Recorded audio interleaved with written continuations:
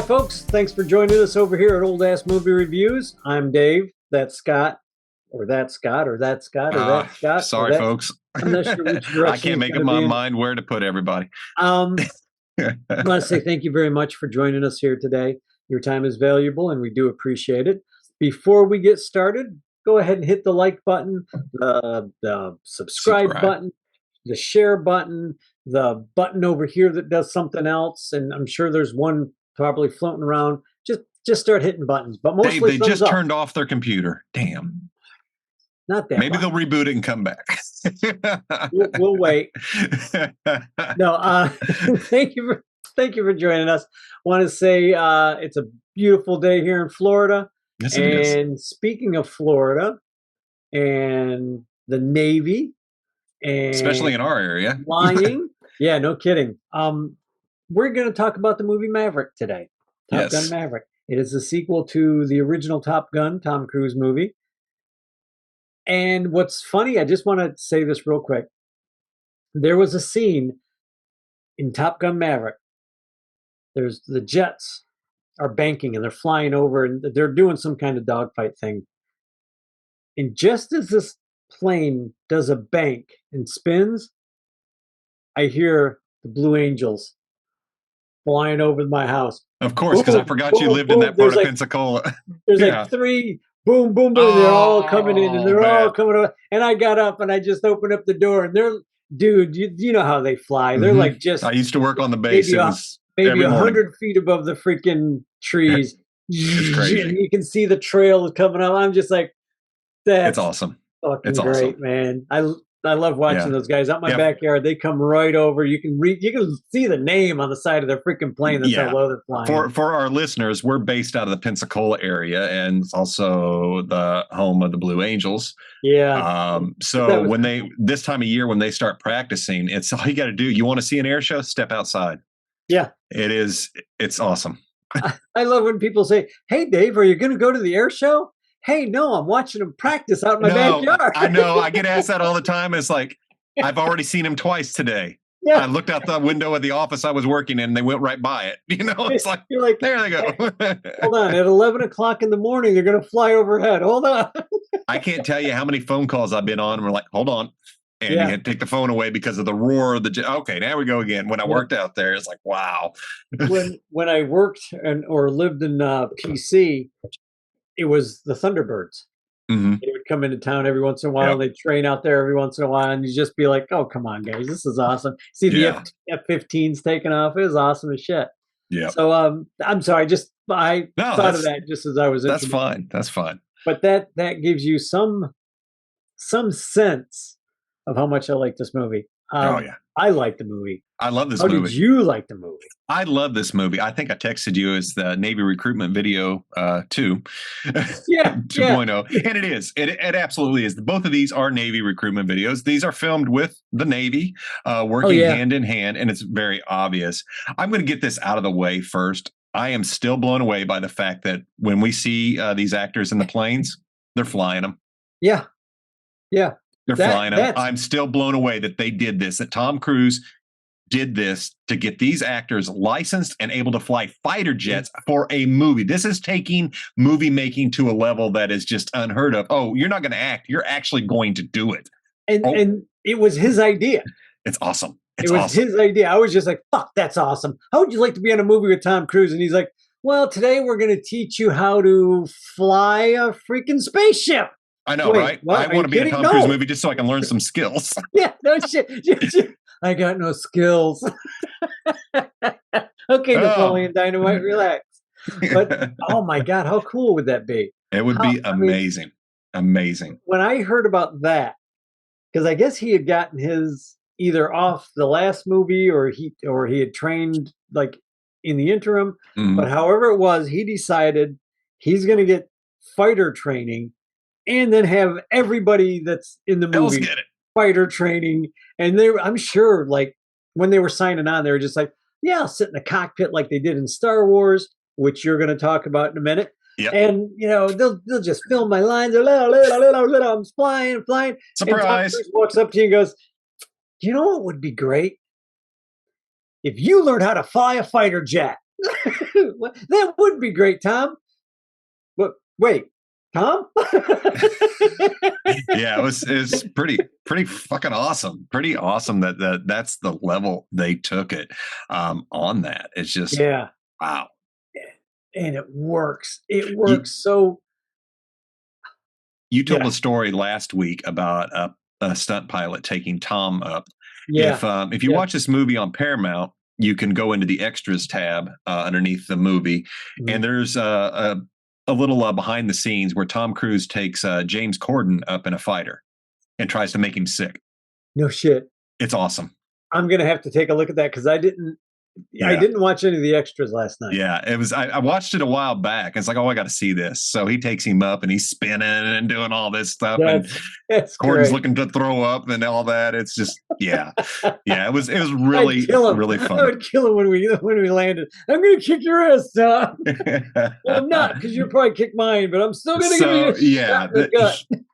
That he went through, learned how to do this, and here's the thing: we're talking about it when something I said earlier is like, as an actor, we're not all doctors, we're not hitman, we're not all this stuff. You have to sell it, and while yes, they could just sit in the cockpits and sell this, kind of like the one before, because they weren't flying them. However, because you notice in Top Gun, you don't see a lot of scenery out the canopy. It's the way they're shot. They're not up there doing that. With this, it makes the movie so much more real, so much more intense. This, at least, is released at a super high resolution. So it's a much clearer picture. The other is a film. It looks like a film. This is one of the things I forgot to mention last week is I don't have a huge TV. I mean, it's 65 inches. That's big to me. That's big. It's big TV. Well, watching Top Gun is like, I really wish I would have seen this in the theater. The size doesn't matter. Right. So when it made me think I would probably enjoy this more if it was in a theater, because I would get that feeling. It's like, let me see what happens with Maverick. Coming in 4K resolution, booming audio, 65, it looked really good. I still would have loved to seen it on a big screen, but I felt it more. I was on the edge of my seat more. And it's like the way they filmed this, because of that, it was like, wow. Almost got the theater experience at home, but not quite. Kind of kicked myself in the ass for not going to see this at the theater. I almost did, because I watch and listen to a show called Film Threat with Chris Gore and Alan Ning. I've mentioned them before on the show. Yeah, it's definitely worth a watch and a listen, because they're really good at what they do. But they were talking about this movie, and this is one of those movies just like RRR that they just loved, and I guess they had gone to see it like several times at the theater. They're like, I just kept going back because it was such a good movie. And I'm like, really? How good can this movie be? And then I watched RRR, and I'm like, holy crap. And then, really? Could you two good movies? I went and we watched this, and I'm like, fuck, I wish I would have went to the theater to see I do this. too. I do too. I would have loved to see this in the theater. Yeah, this is a big screen. This is an IMAX movie. This is definitely IMAX. I don't know about IMAX. Oh, dude, it would be amazing. Frightens and confuses me. But it is definitely a big screen screen deal. I big think screen, big sound. This would be fun. It's okay at home. It's definitely worth watching. It's definitely worth watching. And the movie's solid enough. You don't have to have the thrill park ride. The but it's nice. Better. The story's better than the last one. There's a story. Better. The interaction between all of the people is better. I think the acting. Oh, it's definitely. His acting level's up, and then you have the girl from Connelly. Jennifer Connelly. Jennifer Connelly from a lot of things. Labyrinth as a child. Yeah, she's like 13 or something in that. Labyrinth. Yeah. But you've seen her and stuff, and those two got their good acting chops against each other, and their chemistry is just what I wished could have been in the last one. Let me talk a little bit about that real quick, if you don't mind. So I want to talk about Penny. I think she's only mentioned briefly in the first movie. She's definitely not in it, but her name does come up. I found it very, I don't know, kind of odd. not so much that Kelly McGillis isn't in this, because that could be a myriad of reasons. She claims she wasn't even contacted, which I find interesting, and maybe so, and maybe they just didn't get along. Who knows? Regardless, they could have at least put a line in the movie somewhere about what happened to Charlie. She's a central character. She's a big deal to the Top Gun school. You would think that we could at least say, or have a picture of her on the wall or something. And it would have been interesting to see him come back and she's still at the Top Gun school and they had broken up. Like they never got married. That would have added a neat level of tension. Yeah. And that would have been another wrench for him and Penny. You know what I mean? And that would have been interesting. Just it would have. Because I thought about that too. I was like, okay, no, did she just not want to do it? Was she not? Because I don't know Tom Cruise at all. I mean, no, I don't either. He's not my best buddy. We're not on auto dial or anything. But I find it kind of difficult to believe that everything he put together and how it was put together, and I'm sure he had say that he didn't contact her at all. Like you said, maybe they just didn't like each other. It could be. I don't know. I don't know. But I still think it would have worked. That they should have done something. Even if they, like I said, other than that, yeah. Yeah, they should have just mentioned it. I thought it was a glaring omission because the whole time I figured out, who's this Penny? Who's this? Yeah. So I was trying to think of whether they even mentioned her in the other movie, and I don't know. I don't remember. Janine had to Google it and found out that I guess it was mentioned somewhere in there just once. Yeah. Okay. So, and I went looking to see what Kelly McGillis had to say. And I mean, she may be 100% right. They didn't hire her because she looks her age. That would be in there. Because, Jennifer Tom Cruise doesn't look like a spring chicken. No, I mean, he's in good shape, but I'm going to say he looks great for his age. He really looks does. really good, but I'm just saying. But Jennifer Connelly's probably 20 years younger. Easily. Yeah. Well, I don't know. Well, no, not 20, maybe 10. No, she was probably about 18. She's probably 50, late 40s or 50, early 50s. So, and Tom is, he's somewhere in his 60s, isn't he? Gotta be in his late. He's got to be older than me. He's a lot older than you. Thank you. Because I feel good now. Tom Cruise just looks good. Anyway, yeah. Jerk. Okay. So anyway, let's get to Maverick. One of the things that you will notice when you watch this movie is the opening scenes are shot for shot, all the way down to the music, danger zone. And it was just like, the only thing different are the jets. And it's like, this is really cool. What a great intro. I loved that. I love that about this movie. Hi, kitty. I know, right? I'm sorry, I'm being attacked by a cat. But I thought about that. And I've told you about a show that I watch all the time. There's a cat crawling on Scott's head for anybody who's just listening and not. He literally crawled over you to get to the other side. Yep, there she goes. Oh, that's funny. Anyway, there's a show that I watch called Red Dwarf. Yeah. In Red Dwarf, there's a character called Ace Rimmer who shows up every once in a while. And the thing that's great, the tale. But every time there's a certain musical chord, it's like the every breath you take part, the boom, boom, boom, boom, boom, boom, boom. Every time that chord is played in the first movie or in this movie, I just kept looking over at Kat going, Ace Rimmer, Ace Pilot. What does he say? Get me a kipper. I'll be back for breakfast. Something like that. And it's just a character that if anybody is out there who watches Red Dwarf, tell me if that doesn't. That just gets it. It's just so funny. But the character he's a lot older now, but he's still doing stupid shit. He's still doing stupid shit. But that jet that he takes off in, that whatever the hell that thing was. Let's talk real quick about the movie. It's at least the setup for the story. It starts with Tom Cruise as a test pilot, and they have an experimental jet. Now, there's a little bit of trivia with this movie. This jet looked so real that China actually was spying on it, trying to get info about it when they were filming this movie. No shit. No shit. It's a cool looking jet. That's fun. They should have never let China know that it didn't exist. That's funny. Well, here's the thing. Dave and I also have another podcast that would probably say this jet does exist. Okay. Well, yeah.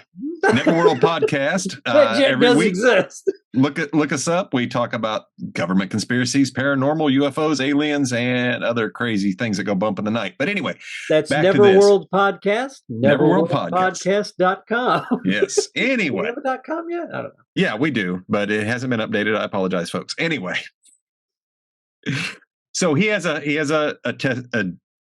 test pilot. They take this jet up to get Mach 10, which again is not possible. After he's been told to stop testing on the plane. Because what they call Ed Harris is an admiral they call the Drone Ranger. He's looking to replace all people with drones. This is where it's going, folks. Anyway, the military's already doing that because honestly, it makes sense. It makes sense. Why put somebody there? But they lose their whole programming, their funding. He's going to show off. He's going to take it to Mach 10. Oh, he does. But Tom Cruise, being Maverick.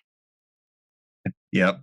He just can't help himself. His ego's writing checks he just can't cash. And your body just can't cash. That scene is great because this is a spoiler. I'm going to give you a little bit of a spoiler. I'm going to try not to spoil too much of this movie because we don't necessarily critique movies in the average way. We talk about movies and we say whether we like them or not, but it's very, very subjective what you like.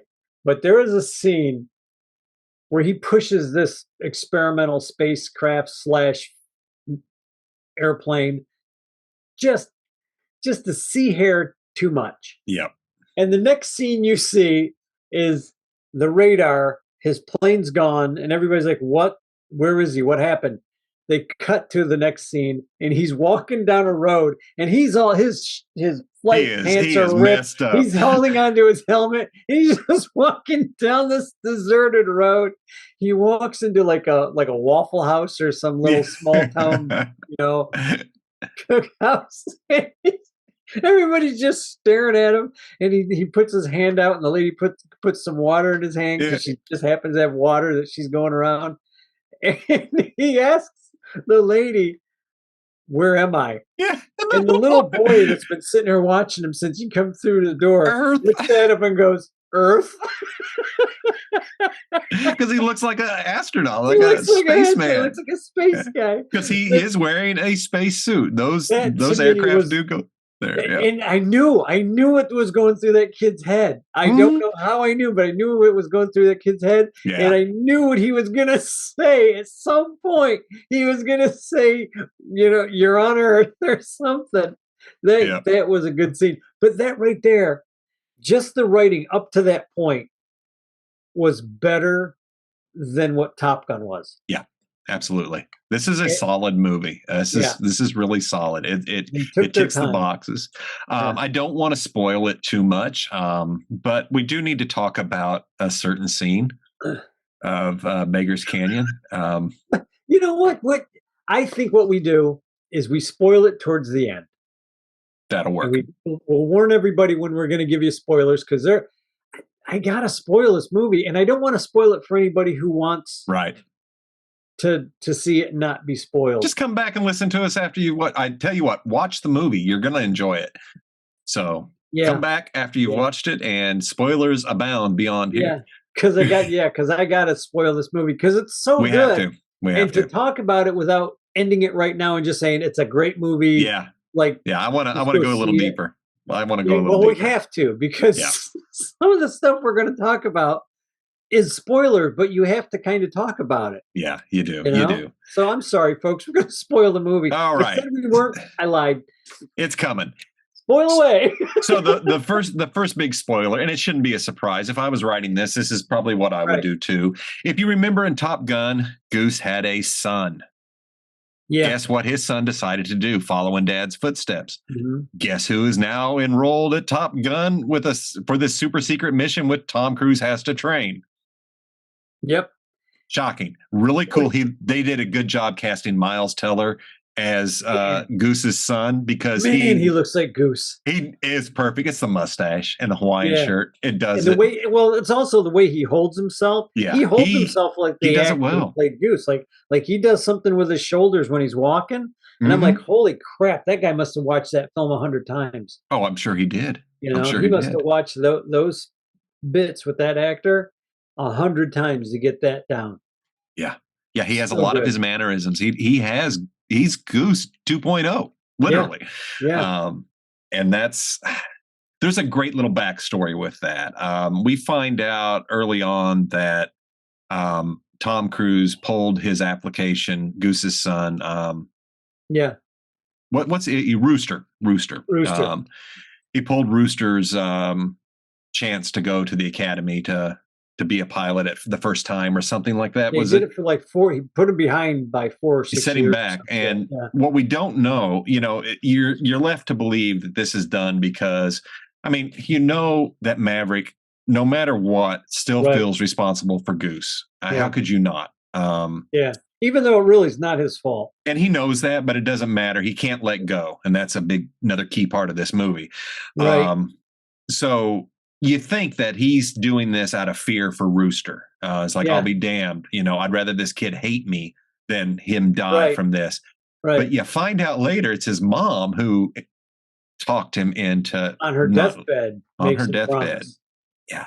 Don't let anything happen to my son. Don't let him die like the father died. As Maverick says, I don't want him to hate her. So it's he'd rather have Rooster hate him than Rooster hate his mom. But everything makes sense because the mother doesn't want to see anything happen to her kid. Of course not. She lived through his dad, dying. She didn't want to see that. So that was good to see that build up, coming. That's a good layer. This is stuff that the first movie did not have. I said while watching that this is what they wanted Top Gun to be. Right. Yeah, I think so. And now they were able to do it. Emotion. They were able to do it. Everything came together for this to make that happen. Is it John Hamm? Is that his name? Yeah. Hamm? Yeah. He is that jerk admiral. Oh, he's good. Wow, I haven't watched much with him, but I want to see more. Yeah, he was a good admiral. He was a good character. But you understand also where he's coming from too. Mm-hmm. And I'm almost sympathetic with him through some of the stuff he's saying and doing, right up until he says, "Now you have 4 minutes." Yeah, which we'll come back to. Yeah. But just remember the 4 minute. I like whenever he first meets Penny again and they're in the bar. Oh God, that goes south. That goes south real quick. She rings the bell, and the bell means that you've insulted the woman and you have to buy a round or whatever. And the bar is not quite full yet. So he's like, okay, let me do this real quick. But as he's trying to get her to give him the bill before the bar fills up, all the pilots start coming in and you start getting introduced to the top 12 pilots on the planet, in America.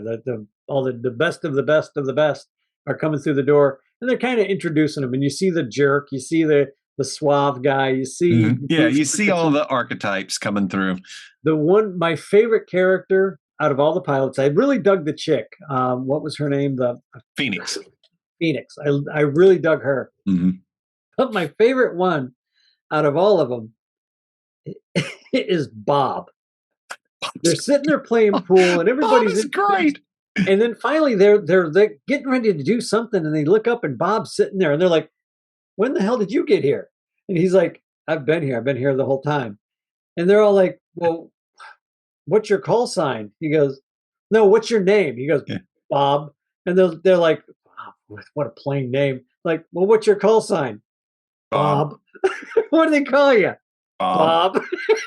I love Bob. And they're like, we got to give this guy a call sign. But they never give him a call sign. They just call him Bob through the whole damn thing. Everybody got these cool names, and he's got Bob. They got Phoenix, you got Rooster, you got, Hollywood.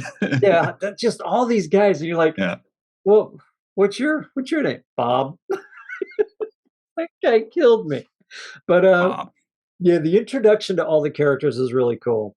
Yeah. And the one really really smarmy guy. What the hell? I got to pull his name up because the actor was just Yeah, he did it well. smarmy, He did it smarmy. well. So you He got Tom Cruise, Jennifer Connelly, Miles Teller was the guy who played Bradley Rooster. Val Kilmer's in this. Yes, he is. Bashir I can't pronounce his last name. Salahuddin, I think is his name. He played Hondo, which was the guy that was always hanging around Maverick. Yeah, And the big basically guy. keeping Maverick out of trouble for the most part. You could tell they had a relationship somewhere in there, Yeah, some chemistry. they've There was a known lot each there. other long Yeah, time. you could tell. John Hamm was the admiral, the Yeah. 3-star admiral that was kind of a jerk, but he was understandable. Charles Parnell. Now I Yeah. want to find out what happened to him. His code name was Warlock. He was probably another one of my favorite characters in the movie. Yeah. Because he got Maverick. He did. He understood Maverick. He knew where he was coming from the whole time. And he knew that the Navy and the world needed Maverick. Yeah. Guys like Maverick, people that they would take orders, but when they had to do something out of the ordinary or out of the box, that's the kind of guy you had to have around. He understood him. Monica Barbaro was Phoenix. She was a good actress. She was like, I half expected her to start doing pull-ups. I half expected her to start doing pull-ups, like was it Torres? Aliens. Yeah, in Aliens. Yeah, Jeanette Goldstein. Yeah. Wow. Yeah, Lewis Pullman was Bob, but the guy that I'm looking for, I can't find. You got Payback, you got Fanboy, Hangman. The guy, Ben Powell was Hangman. That's who I was trying to figure out. He's such a jerk. Yeah, that was it. Hangman. He's such an arrogant SOB, but he's the character you need to play against Rooster and everybody else. Well, he's the Iceman of this movie. See, I don't think he's Iceman. I honestly think he's Maverick, but he's a worse Maverick. I'll be damned. He's a Maverick. That's a good take, man. That's a good take. Because the way that I took it, like whenever him and Rooster are having a problem, A, he doesn't know when to shut up. B, he is good, but he doesn't know how, like Maverick, he doesn't know how to take orders. Unlike Maverick, where when somebody's close to him says, hey, no, you need to calm down and pull back, he doesn't. He still doesn't. He still wants to piss on everybody's parade. He is Maverick. Oh my God, how did I miss that? See, and to me, Rooster was closer to Iceman. Yeah. As far as like having his shit together and doing the right thing. Yeah. But it was you needed that guy. You needed Powell's character. You needed Hangman to be there. And just that's interesting. Not be liked, by almost anybody. But they when they get there, they're in the bar. Hangman has met Maverick across the bar, but he doesn't know who he is. He just he calls him old timer. He the whole time I'm thinking the guy. The whole time this is going down, I'm thinking, boy, the next morning's going to be awkward. Just kind of like it was in the first movie when Charlie walks in. Yeah, exactly. And that's funny because it was him and his not his wingman, but his whatever Goose was to yeah, I don't know what I can't recall what they're called. I don't know what those guys are. I guess they're the people who point him in the direction of go in. Anyway, they take him and at some point he gets thrown out of the bar by Penny. Because he can't pay his tab. Yeah, his credit card is declined. The guys grab Maverick and they just throw him out, and it's all lighthearted. I mean, it's all they all know they're flyers or ex-flyers, so nobody's getting into any real violence or anything. And Maverick's like, oh, that's funny. He's just like laying in the sand like shit. He gets up, and then the song starts playing, and he realizes who Goose is, and he's like, oh shit, that's he hadn't seen him in 20 plus years, and he's like, ah shit. I know who you are now, kid. Now, let me add something onto this. Okay, so Maverick was brought in to train for a mission that he flat out said, somebody's not coming home. It is a suicide run. It's crucial that they do this because of a nuclear threat. The stakes are very high, and he feels in his heart that somebody's not coming back from this. And then he sees Goose's son. And what a conflict that he has to reconcile. Yeah. So Yeah. it's And you see it the whole time. yes. You see it the And whole time. that's just credit to the acting in this movie is a much higher level. And when he and Penny finally start clicking, I mean, that immediate chemistry between them is really good. Yeah. Later on, when they're up in the bedroom and Maverick and Penny's daughter comes home, Oh yeah, and and he goes out the window. yeah, she was supposed to be spending the night, and you knew that girl was going to catch him. The daughter Oh is yeah. just standing there staring at him. The line didn't come out. What I thought was going to come out was just "Hi, Maverick," and turn around and walk away. The line comes out, and she looks at Maverick and she says, "Don't hurt her again," or something to that Something effect. along those lines, yeah. And Maverick just stands there and stares at her, and you can see like all the conflict because he had just told her, "I'm never letting you go again." He's basically told her, "I'm in love with you. This is it. I'm not going anywhere." And then he's, trying to sneak out of the house when the girl spots him. Yeah. And then all hell breaks loose. He has to go and talk to Iceman again. And that to me was one of the best moments.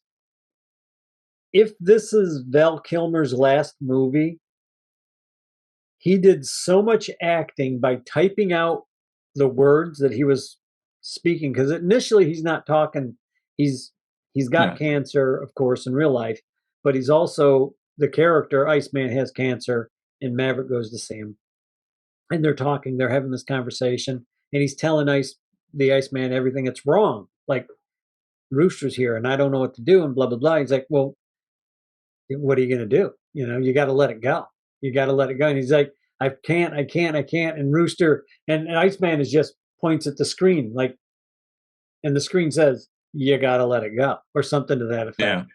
And then he starts talking, and he can barely talk, and he's really low.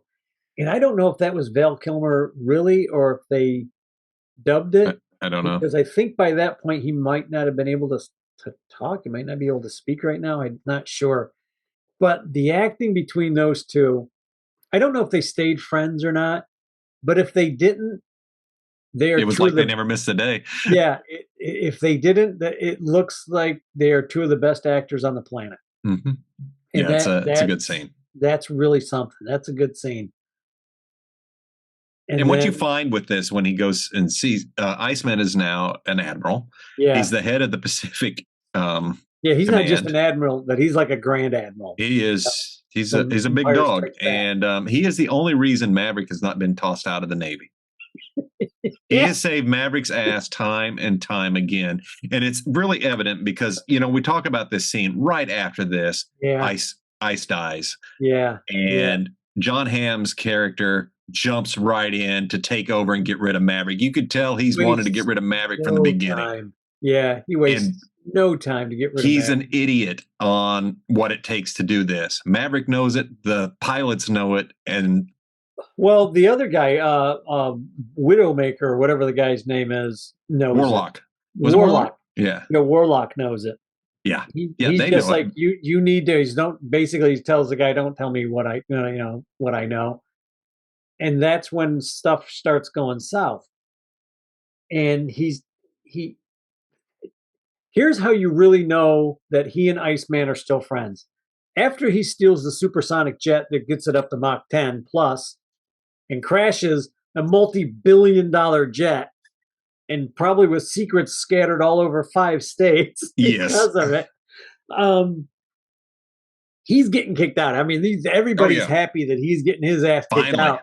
And then all of a sudden, Ed Harris is talking to him like, well, you've done this, you've done that. He's reading his accommodations. He's reading his disciplinary records. He's just blah, blah, blah. He goes, now you're being transferred back to Top Gun. He's like, what? I'm not getting kicked out? He goes, yeah, evidently the Admiral of the Pacific Fleet wants you back to Top Gun. And then you find out the Admiral of the Pacific Fleet is Iceman. Yep. So he's been covering his ass for the last 30 years. I thought that was cool. I just died laughing. I was like, if they would have just kept their conversations as texts, that would have been fine with me. I still would have been okay with that because you didn't have to have that moment, but it was so nice to have it, to see how close of friends they really were. Yeah. Yeah, definitely. And then when Ham kicks him out, you're gone, you're good, we don't need you here anymore. That cat is just all over, Oh yeah. over you. Good thing you're not allergic. but I like whenever Ham, he goes from, okay, do you want to give the Star Wars reference of this entire movie, or you want me to? Sure, let me talk about that. I So want you let's to, back because up. So what it is, as soon as you said it, and then they start talking about it, I'm like, oh shit. So the whole setup for this movie, as I said earlier, is there's a nuclear something threat that they've got to neutralize. Right. And in order to get to it, they have to stay underneath the radar, which requires them to fly through this crazy ass canyon that strangely reminded me of the trench on the Death Star. Well, not just that, but they got all the rocket launchers that if you go certain left, they're going to blast. There's gun turrets lining the valley. Surface to air missiles lining the valley, the little ravine that they're going to fly through. So here's the thing: they come in. They've got to do some incredible flying that is almost impossible, pulling 10 freaking G's. Yeah, it's like 2.5 minutes. Yeah, when they come through to the target, it's this small little spot that they've got to blow up, and then the next group has to shoot inside of it. So it's not Star Wars because they had to shoot twice, but they still had to get it down the tube, and a massive explosion and saves the day. Port.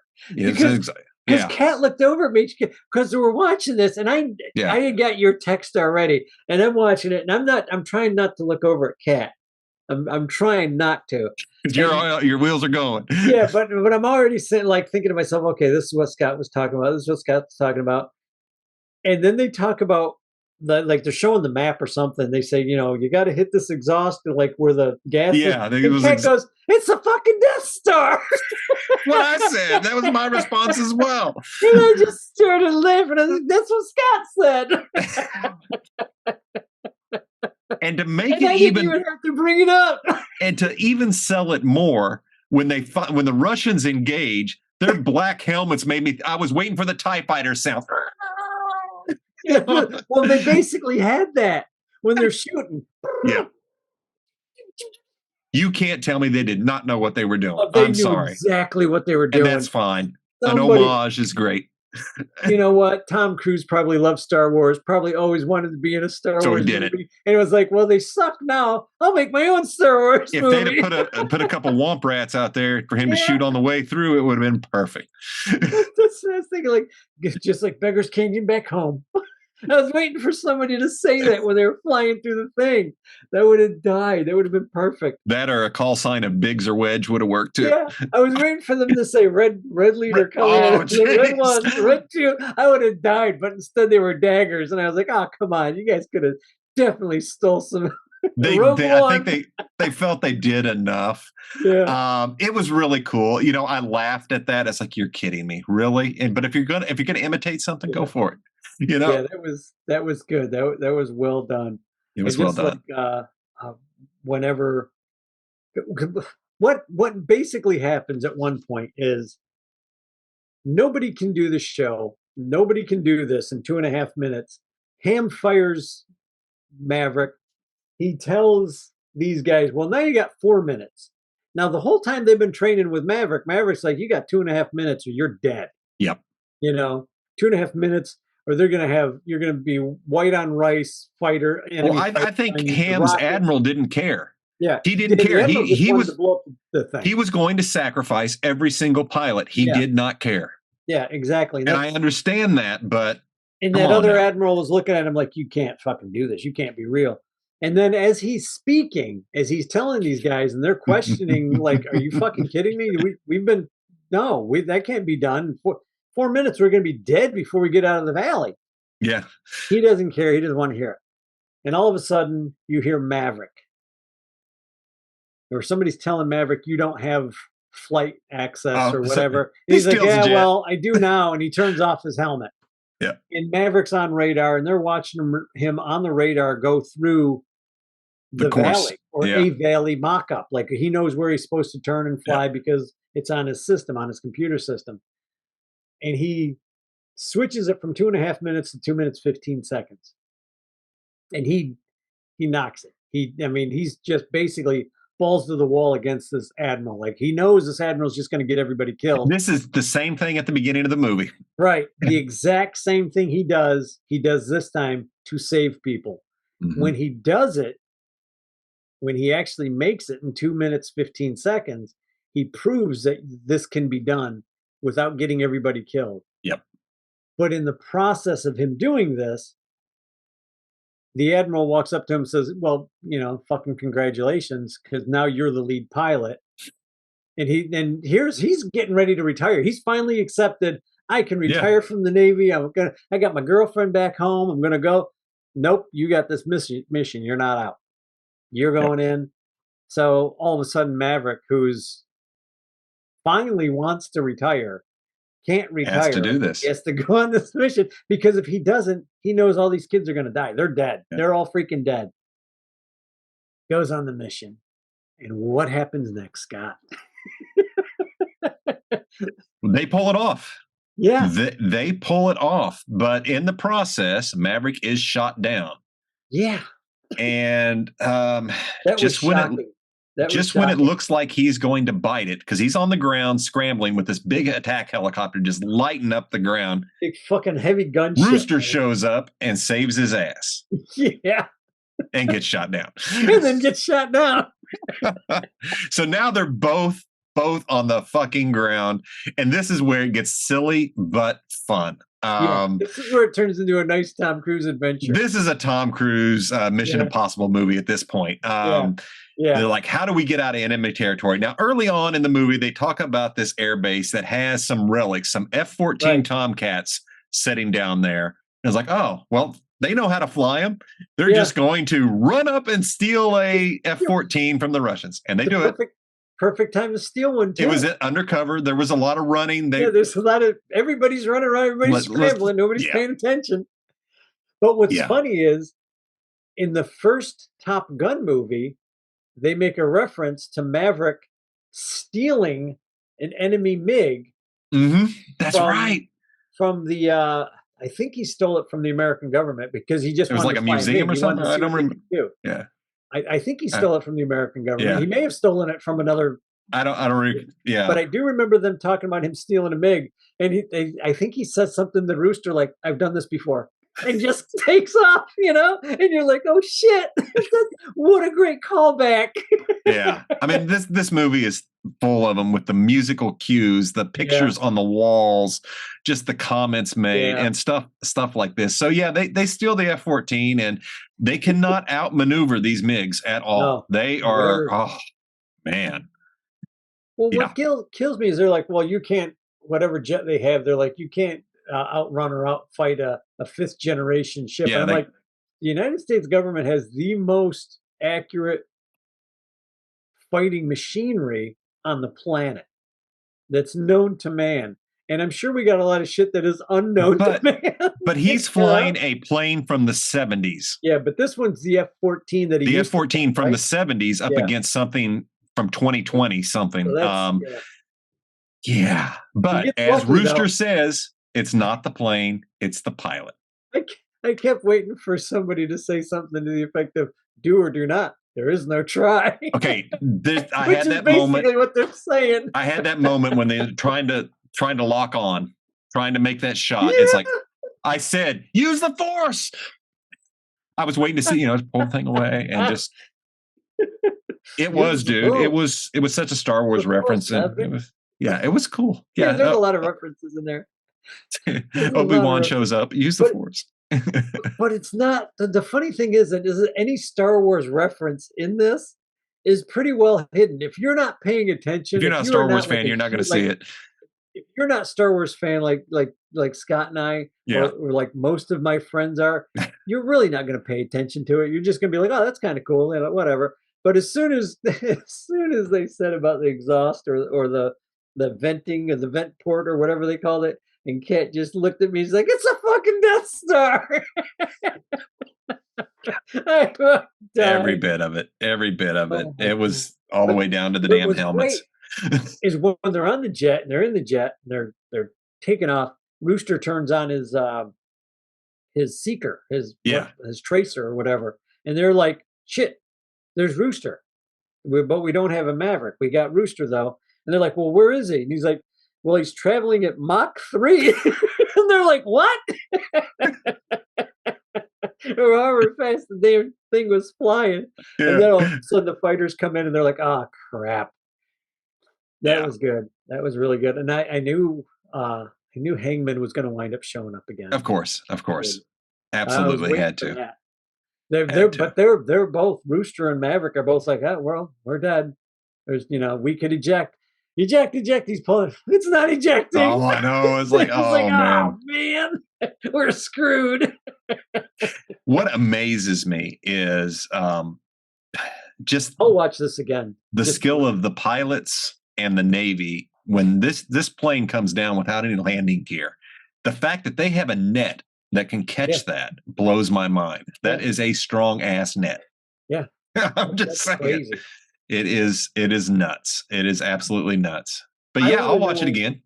I'm gonna watch this movie again. I'm gonna watch this movie a couple times. This might even be a movie that I go buy because it's a good one. It's a good one, and it's so well put together. Yeah. And they did this thing early on when because Maverick's shooting everybody down. Maverick, whenever he's training these guys, lock on and it's a kill, And so the people have to fly out. But there's a point where he's flying with somebody. Is it Rooster where they're going around each other? They're like, yes, that was insane, dude. Like corkscrew. I'm watching that and I'm like, those are real planes. That's not. No, that was probably the Blue Angels doing that.